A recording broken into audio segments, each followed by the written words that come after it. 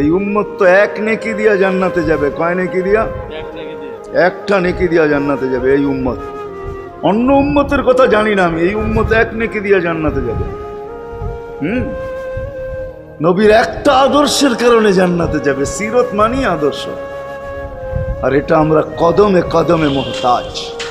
কেননা এই ছোট জীবনটা যদি গ্রহণযোগ্যতা পর্যন্ত পৌঁছাইতে হয় আল্লাহর কাছে, চাই নারী হই, চাই যুবক হই, চাই বৃদ্ধ হই, যেই মানুষই হই না কেন, যেখানেরই হই না কেন, যেই বাসারই হই না কেন, যেই বর্ণেরই হই না কেন, যেই পেশারই হই না কেন, যেই সোসাইটিরই হই না কেন, এই জীবনটাকে যদি গ্রহণযোগ্যতা পর্যন্ত পৌঁছাইতে হয় কার কাছে? দুনিয়া আলাদের কাছে না, মালিকের কাছে, যিনি এক ফোঁটা পানির থেকে অস্তিত্ব দিচ্ছেন, যার কাছে আবার আমাদেরকে ফিরা যেতে হবে। পালানোর কোনো সুযোগ নাই।